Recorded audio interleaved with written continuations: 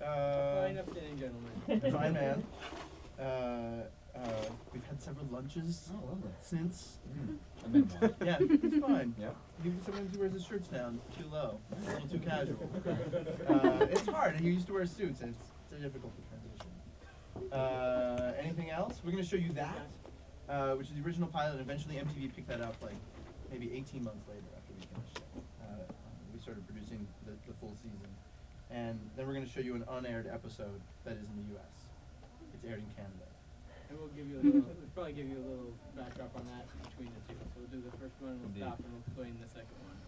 Who's excited? Yeah! Right. So without further ado, in theory, Clone High. Do like owning days. They're like, we want to own Saturdays, and we want to own Friday nights. So they were going to do that, and we developed that as a sketch for that show. And they hated it. And then a long history of people hating the show. And so we, I can't remember what the genesis was. I think it was Bill had a deal at Touchstone and wanted to work with guys that were younger than him. And he was 30 at the time. There was nobody else on a deal there younger than him other than us. How old were you guys at the time? 25? 4? Let's just say 19. 6? Yeah. I don't Let's say remember. 25. Let's say we were 25. And so, I think that's right. So Bill, that's Bill Lawrence. Now he hadn't made Scrubs at that point, but he had made Spin City, and so we wanted to make a show together, and we sort of dusted off this old sketch. We're like, this'll do, and we pitched it to Fox, and he's so lazy. They really they liked it, and they handed us a sack with a $sign on it, and said, go make a little presentation. And so we did, and we made that, but in color with sound and music. There were 2 whole channels. Yes, and between the time when they handed us the sack of money and They handed us the sack. yes, and when we finished it, there was a different president of Fox at that time, and so it did not get picked up. But MTV said that they liked it because they were crazy, and they ordered 13 episodes of it, and so then we got to make it. It was pretty exciting. It's like something that never happens. Like it was a year had gone by, right? We had kind of gone on to other jobs and we're like writing pilots and stuff. And then our agent called and said, yeah, MTV's just gonna put Clone High in the air. And we're like, wait, what? I'd forgotten all about it. I didn't know what it was called. And then 8 months of legal wrangling later, I think. Yeah, there was a lot to get the rights away from Disney.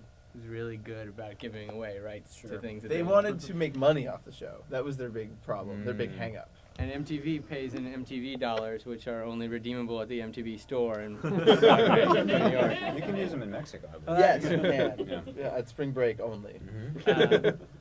Now, what voices did you guys do for that? Phil did Principal Scudworth and Genghis Khan, and I did JFK and Mr.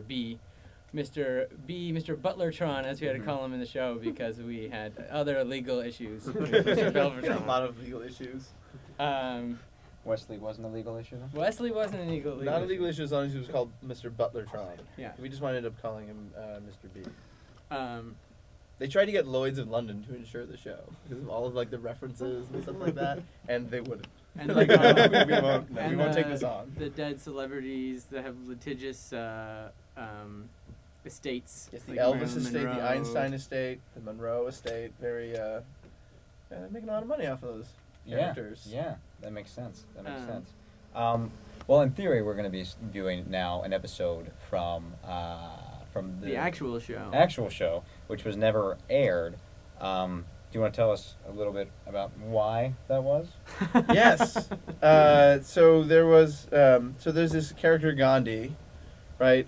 Who's based on a real dude, Gandhi, who is, I guess, like some big deal in India, super famous and sort of godlike, and they take him super seriously there. And so there were a couple. It's kind of weird. There was a Maxim magazine article that had nothing to do with the show. That was just like a humor piece about I guess like a workout in which you beat up on a wimp to work out, and then the illustrations were like Arnold Schwarzenegger beating up Gandhi.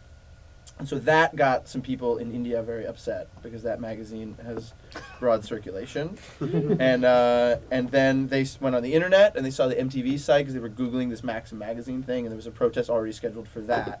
They found the MTV site that had like a character description of Gandhi, and it just said that he had an earring and that he drank soda pop and stuff like that. And they got even more upset about that, and they changed the thing that was against Maxim magazine, which is not circulated in India, and they changed it to a protest against MTV, which is in India. In fact, at the time, it was the fastest growing part of MTV with the international stations. They're all homegrown, and they have homegrown DJs, and they rely on their authenticity. So they had that protest on the anniversary of Gandhi's death at his grave, and then the mob moved to the MTV building and started like protesting outside the MTV building. And it was a hunger strike. About this show that had never aired in India, that no one had ever really seen. I think it had only been on for like 2 episodes in the States. Yeah, and it was 150 politicians, which I thought in India that's like hardly anything because they got like 1 billion people there. So. Right, so they've got to have thousands of politicians. Right.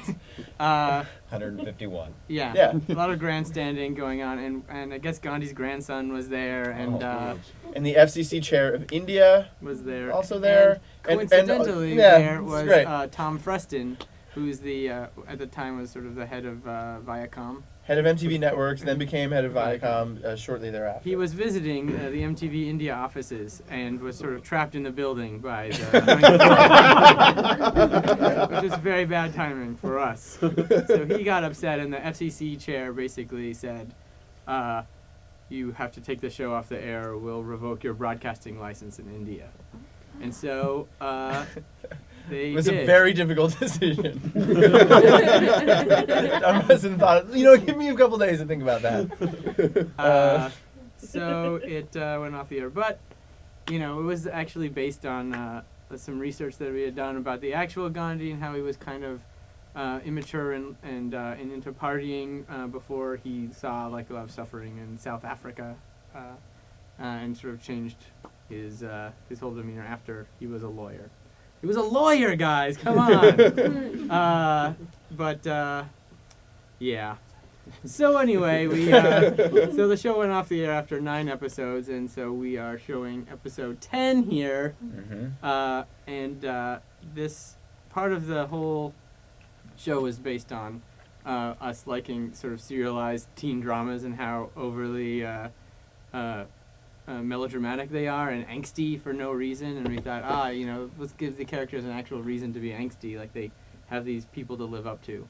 And we kind of got, and so we took a lot of cues from shows like 90210 and Dawson's Creek, and this was before the OC. The OC basically stole that idea. Exactly. Bastards. Yeah. But, and so this episode was based on the idea that they used to do this on 90210 all the time, is if they wanted a character to die, they would suddenly introduce them in the episode, and it was everybody's best friend, and everybody knew him, and you're like, who is this guy? And then, of course, he was going to die, and then everyone was going to be really broken up about it because they couldn't kill off one of their regular people. And so we added this character, Ponce de Leon, and pretended like he had been in the show the whole time, and we inserted him into the opening credits. Yeah. And then we also got obsessed with this very hilarious episode of Dawson's Creek where Dawson's dad dies? Dawson's dad dies. He dies from eating ice cream. I don't know if anybody saw this one. He was driving. He had gotten into a fight with his son, and then went to go buy ice cream. He went off for a drive, went to buy ice cream, and told the guy at the ice cream shop that he was proud of his son. But he didn't tell his really awesome friend who happens to work at an ice cream shop. And then he's driving home, and he's eating this ice cream, which is like a 3-scooper and one really ill-placed scoop that's like and he was licking it and driving and rocking out to the music, and the ice cream Give me the drops. Beat Boys, Lose My Soul, and he's so gay that he has to rock out to that song so hard that it causes the scoop to fall onto the floor, and collecting all kinds of dirt at the floor of his truck. So I don't understand why he then looks. 6-second rule. dude. Everything looks okay. No cars on the road. Down. And pick up the ice cream. Back up. And that's it. That's how he died from ice cream. He loved ice cream more than his own son. And Bosco was very tortured about it, so we decided to do an episode, like a death episode, and so that's it. Lovely. All right. Well, let's see if we can get this going here. See if you can recognize lines lifted directly from that episode.